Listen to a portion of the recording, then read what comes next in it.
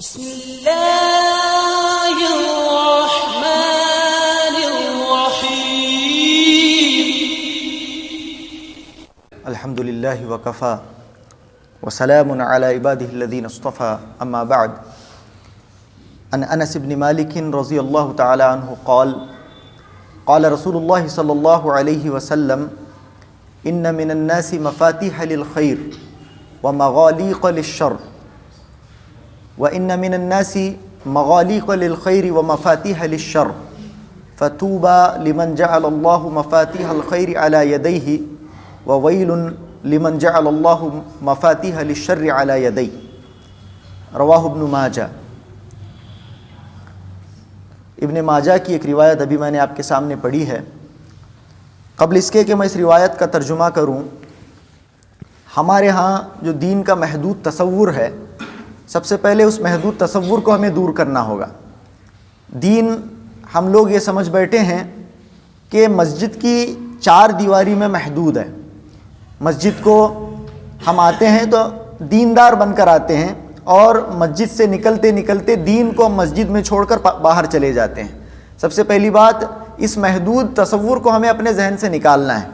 دین زندگی کے ہر شعبے پر محیط ہے، ہر چیز کو گھیرے ہوئے ہے۔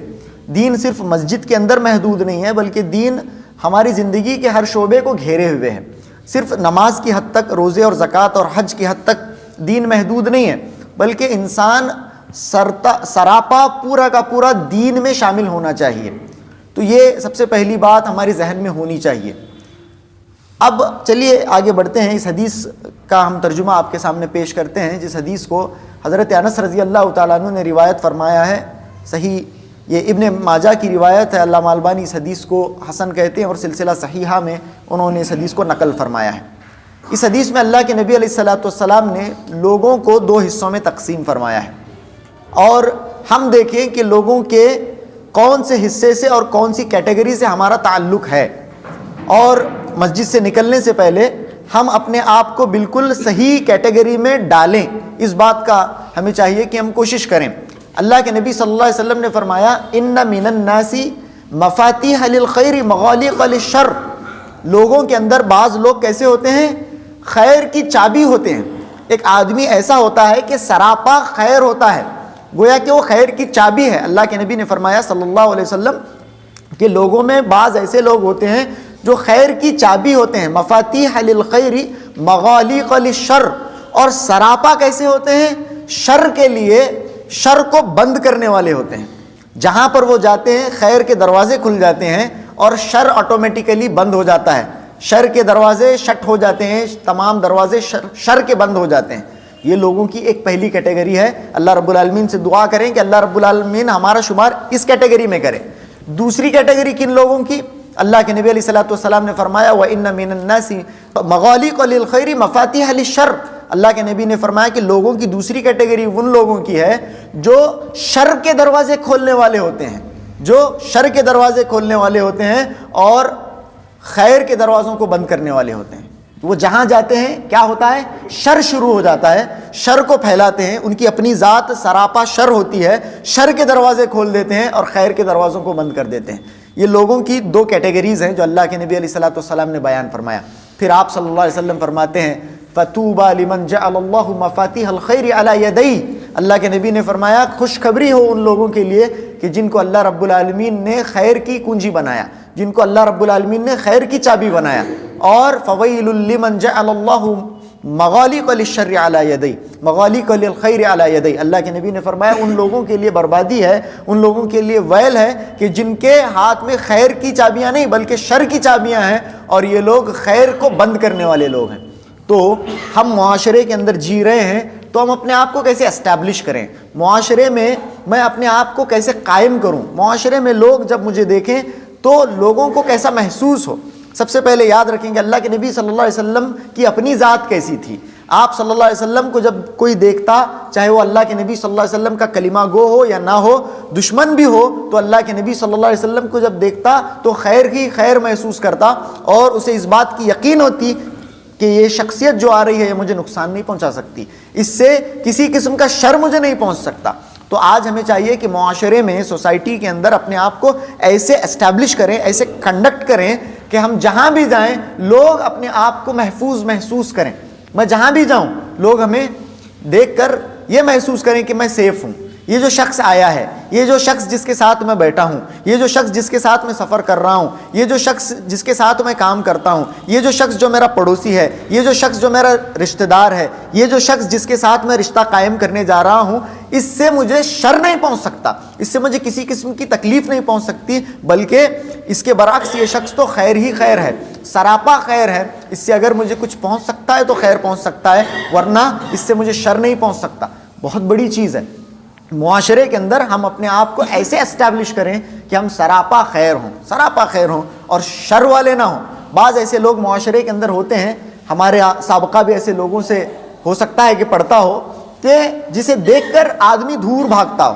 کوئی آدمی کھڑا ہے، ارے وہ وہاں پر کھڑا ہے، آدمی راستہ بدل لیتا ہے. اس کی محفل میں بیٹھنا ہم پسند نہیں کرتے، انہیں ہے چلو وہاں، اس طرح سے ہم لوگ وہاں سے نکل جاتے ہیں. اس کی محفل میں بیٹھنا پسند نہیں کرتے، اس کے ساتھ ٹھہرنا پسند نہیں کر سکتے، اس کے ساتھ چائے نوشی کی کسی محفل میں ہم اس کے بازو بیٹھنا پسند نہیں کرتے. ایسے لوگ بھی معاشرے کے اندر ہیں جن سے لوگ ان سے پہنچنے والے شر کی وجہ سے دور جاتے ہیں. اللہ رب العالمین سے دعا کریں کہ ایسوں میں ہمارا شمار نہ ہو. لوگ ہمیں دیکھ کر خیر محسوس کریں اور لوگ ہمیں دیکھ کر اپنے آپ کو محفوظ محسوس کریں. اللہ رب العالمین سے دعا کریں کہ لوگوں کی اس کیٹیگری میں اللہ رب العالمین ہمارا شمار فرمائے. جو دوسری کیٹیگری ہے اس کے اندر اللہ رب العالمین ہمارا شمار نہ فرمائے. یعنی ایک مومن سراپا نفع ہوتا ہے. اللہ کے نبی صلی اللہ علیہ وسلم نے فرمایا من استطاع منکم ان ينفع اخاه فليفعل. تم میں کا جو کوئی اس بات کی قدرت رکھتا ہو، اس بات کی طاقت رکھتا ہو، استطاعت رکھتا ہو کہ اپنے بھائی کو نفع پہنچائے تو وہ نفع پہنچائے. ہمیں چاہیے کہ ہم نفع پہنچانے والے ہوں. ہم سے کسی کو کسی قسم کا نقصان کسی صورت میں نہ پڑے. یاد رکھیں اس بات کو. میری اپنی ذات سے کبھی بھی کسی کو میں کسی قسم کا نقصان، نہ میری ہاتھ سے، نہ میری بات سے، نہ میری ذات سے، کسی بھی صورت میں میں کسی کو کسی قسم کا نقصان پہنچانے والا نہ ہوں. ہمیشہ مجھ سے لوگوں کو اگر پہنچتا ہو تو صرف فائدہ ہو. یاد رکھیں کہ مجھے ہمیشہ لوگوں کو فائدہ پہنچانا ہے. اب ایک آدمی یہ سوال کر سکتا ہے کہ ٹھیک ہے لوگوں کو فائدہ تو پہنچانا ہے، لیکن میری اتنی تو حیثیت نہیں ہے کہ میں لوگوں کو فائدہ پہنچاؤں.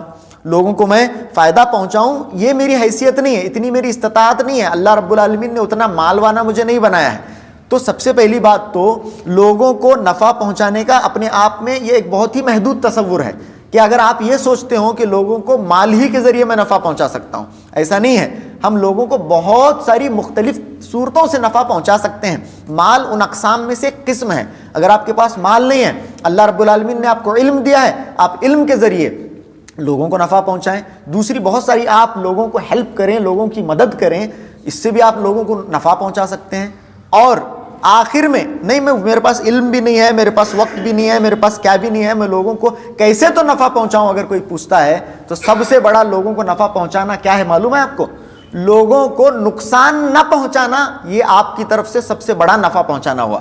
اگر آپ کی ذات سے کسی کو کسی قسم کا نقصان نہیں پہنچتا ہے، سمجھ لیجئے کہ آپ لوگوں کو نفع پہنچانے والے ہیں. ٹھیک ہے، تو ہماری ذات کو ہم کیسے ڈھالیں گے؟ اس حدیث کے مطابق ڈالیں گے اور اللہ سے دعا بھی کریں گے کہ اللہ رب العالمین ہمیں لوگوں کی جو پہلی قسم ہے اس کے اندر شامل فرمائے کہ ہمیں اللہ رب العالمین خیر کی چابی بنائے، خیر کی چابی بنائے. بخاری شریف کی ایک اور حدیث اس سلسلے میں مجھے یاد آ رہی ہے. کتنی خطرناک حدیث ہے. ایک آدمی کے لیے اللہ کے نبی علیہ الصلوۃ والسلام تشریف فرمائے ہیں. آپ صلی اللہ علیہ وسلم تشریف فرمائے ہیں، صحابہ کرام بھی وہاں پر ہیں. حضرت عائشہ رضی اللہ تعالیٰ عنہ اس حدیث کی راویہ ہیں. ایک آدمی آ رہا ہے، ایک آدمی استأذن رجل علی رسول اللہ صلی اللہ علیہ وسلم. ایک آدمی آ رہا ہے اور آنے کی اجازت چاہ رہا ہے. قبل اس کے کہ وہ آدمی داخل ہو اندر، اللہ کے نبی صلی اللہ علیہ وسلم نے اس آدمی کا انٹروڈکشن پیش کیا صحابہ کے سامنے. ابھی اندر نہیں آیا ہے. اللہ کے نبی صلی اللہ علیہ وسلم نے فرمایا بئس اخو العشیر و بئس ابن العشیر. اللہ کے نبی صلی اللہ علیہ وسلم نے فرمایا بہت ہی برا بیٹا، بہت ہی برا بھائی، قوم کا بہت ہی برا آدمی ہے. اللہ کے نبی صلی اللہ علیہ وسلم نے اس کا انٹروڈکشن صحابہ اکرام کے سامنے سب سے پہلے تو پیش کیا. یہ ایک غیبت نہیں ہے، یاد رکھیں. اللہ کے نبی صلی اللہ علیہ وسلم اس کے غیب میں اسے معلوم نہیں ہے کہ اللہ کے نبی صلی اللہ علیہ وسلم نے اس کے بارے میں یہ تعارف صحابہ اکرام کے سامنے پیش کیا ہے. یہ غیبت نہیں ہوئی کیونکہ وہ آدمی معاشرے کا اوپنلی المجاہر بالسوء ہے، یعنی اوپنلی رانگ ڈوور ہے، یعنی بہت ہی کھلم کھلا وہ آدمی برا آدمی ہے معاشرے کا. سمجھ میں آ رہی بات؟ اللہ کے نبی اس کی برائی نہیں کر رہے ہیں، صحابہ اکرام کو اللہ کے نبی صلی اللہ علیہ وسلم بتا رہے ہیں کہ تمہیں ایسا نہیں بننا ہے، تمہیں ایسا نہیں بننا ہے۔ سب سے پہلی بات یہ ہوئی کہ یہ غیبت نہیں ہوئی۔ اللہ کے نبی صلی اللہ علیہ وسلم نے صحابہ سے کہا کہ بئس العشیر، بئس ابن العشیر و بئس اخو العشیر، یعنی یہ بہت ہی برا بیٹا ہے، بہت ہی برا بھائی ہے، اللہ کے نبی صلی اللہ علیہ وسلم نے فرمایا۔ پھر اللہ کے نبی صلی اللہ علیہ وسلم نے اسے اندر داخل ہونے کی اجازت دی۔ جب وہ اندر آیا، الان لہ الکلام، اللہ کے نبی صلی اللہ علیہ وسلم نے بڑی ہی نرمی کے ساتھ اس کے ساتھ بات کی، بہت نرم مزاجی کے ساتھ اللہ کے نبی صلی اللہ علیہ وسلم نے بات کی۔ ادھر صحابہ ہیں، بالخصوص اماں عائشہ رضی اللہ تعالیٰ عنہا ہیں، کہ جس آدمی کے بارے میں اللہ کے نبی صلی اللہ علیہ وسلم نے یہ تعارف پیش کیا، جب بات کرنے کی بات آئی، جب اس کے ساتھ معاملہ کرنے کی بات آئی، اللہ کے نبی صلی اللہ علیہ وسلم تو بے حد نرم ہو گئے اس آدمی سے۔ وہ آدمی گیا، اللہ کے نبی صلی اللہ علیہ وسلم سے حضرت عائشہ پوچھتی ہیں رضی اللہ تعالیٰ عنہ، اے اللہ کے نبی علیہ الصلوۃ والسلام، اس آدمی کے بارے میں تو آپ نے قلت کذا و کذا، آپ نے اس کے بارے میں ایسا ایسا کہا، النت لہ، لیکن پھر بھی آپ اس کے اوپر نرم ہو گئے۔ اللہ کے نبی صلی اللہ علیہ وسلم نے حضرت عائشہ سے کہا، متا وجدتی، اے عائشہ، متا وجدتی فحاشن، تم نے مجھے فحش گو کب پایا ہے؟ متا اہتینی فحاشن او کما قال، اللہ کے نبی صلی اللہ علیہ وسلم نے کہا کہ مجھے تم نے فحاش، فحش گو، لوگوں کے ساتھ برا معاملہ کرنے والا، لوگوں کے ساتھ بری بات کرنے والا کب پایا ہے؟ تو اس حدیث سے سب سے پہلی بات تو یہ معلوم ہوئی کہ اللہ کے نبی صلی اللہ علیہ وسلم کیسا بھی آدمی سامنے ہو، کیسا بھی برا آدمی اللہ کے نبی صلی اللہ علیہ وسلم کے سامنے ہو، اللہ کے نبی صلی اللہ علیہ وسلم ویسی بات اس کے ساتھ نہیں کرتے تھے، بلکہ آپ صلی اللہ علیہ وسلم اس کے ساتھ بھی حسن سلوک کا معاملہ فرماتے تھے۔ آج ہم منہ دیکھ کر لوگوں سے بات کرتے ہیں، ایسا معاملہ نہیں ہو، بلکہ اللہ کے نبی صلی اللہ علیہ وسلم سب سے پہلے تو اس آدمی سے بڑے ہی بہترین انداز میں پیش آئے۔ اس کے بعد اللہ کے نبی صلی اللہ علیہ وسلم نے حضرت عائشہ رضی اللہ تعالیٰ عنہ اور دیگر صحابہ اکرام سے یہ کہا، کیا کہا اللہ کے نبی صلی اللہ علیہ وسلم نے؟ یہ اس حدیث کا پیغام ہے۔ اللہ کے نبی نے فرمایا، ان شر الناس منزلۃ عند اللہ یوم القیامہ من ترکہ الناس او ودعہ الناس اتقاء شرہ۔ اللہ کے نبی صلی اللہ علیہ وسلم نے فرمایا، بخاری شریف کی حدیث ہے، عائشہ، قیامت کے دن اللہ رب العالمین کے نزدیک سب سے برا وہ آدمی ہوگا جسے لوگوں نے چھوڑ دیا تھا، ترکہ الناس، جسے لوگوں نے چھوڑ دیا تھا، او ودعہ الناس، جسے لوگ ودا کر چکے تھے، کس وجہ سے؟ اتقاء شرہ، اس کے شر سے دور رہنے کے لیے، اس کے شر سے ڈر کر، یہ وہاں کھڑا ہے، یہ نکو بابا یہاں سے جائیں گے، یہ اس کے ساتھ بیٹھنے کا نکو، یہ بابا انہیں کیا، اس طرح سے لوگ سامنے ملتے ہیں تو گالی بکتا ہے، سامنے ملتے ہیں تو ان کی غیبت ہمارے سامنے کرتا ہے، اس کے منہ سے کوئی محفوظ نہیں ہے، جب بکتا ہے تو اول فول بکتا ہے، لوگوں کی لعنت کرتا ہے، لوگوں کے بارے میں ایسا ویسا کہتا ہے، کسی کی عزت اس کی زبان سے محفوظ نہیں، کسی مرد کی پاک دامن اس کی زبان سے عزت محفوظ نہیں، کسی عورت کی عزت محفوظ نہیں، کسی کے بارے میں کچھ بھی بہتان تراشی کرتا ہے، کسی کے بارے میں کچھ بھی الزام لگاتا ہے، لوگوں کو برے القاب دیتا ہے، لوگوں کو گالی گلوچ کرتا ہے، اس کے علاوہ ہر قسم کا شر اس سے سرزد ہوتا ہے، اور اس کے شر سے لوگ محفوظ رہنے کے لیے اس سے دور رہتے ہیں۔ ایسے لوگ کل قیامت کے دن اللہ رب العالمین کے نزدیک سب سے برے لوگ ہوں گے۔ اللہ رب العالمین سے دعا کریں کہ ہم میں ایسے لوگ نہ ہوں، اللہ رب العالمین ہمیں ایسے لوگوں میں شامل نہ فرمائے، بلکہ ہم کون لوگ ہوں؟ جن کو دیکھ کر لوگ خوش ہوں، جن کو دیکھ کر لوگ محفوظ محسوس کریں، جن کو دیکھ کر لوگ مامون محسوس کریں، کتنا اچھا آدمی ہے، اس کے ساتھ میں کچھ دیر بیٹھوں، اس سے کچھ سیکھوں، اس کے ساتھ اگر بیٹھوں گا تو مجھے کچھ خیر ملے گا۔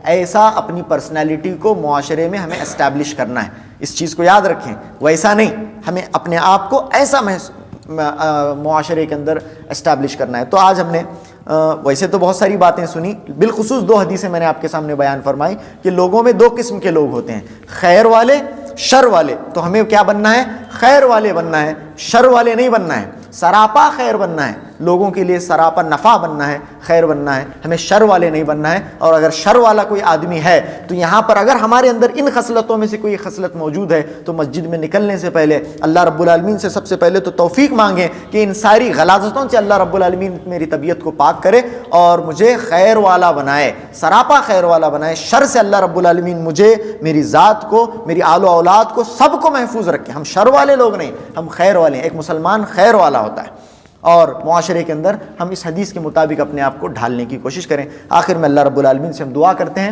کہ اللہ رب العالمین کہنے اور سننے سے زیادہ عمل کرنے والا ہمیں بنائے، اور ساتھ ہی ساتھ اللہ رب العالمین ہمارا شمار مفاتیح للخیر میں بنائے، خیر کی چابی والوں میں اللہ رب العالمین ہمارا شمار کرے۔ وآخر دعوانا ان الحمد للہ رب العالمین، والسلام علیکم ورحمۃ اللہ وبرکاتہ۔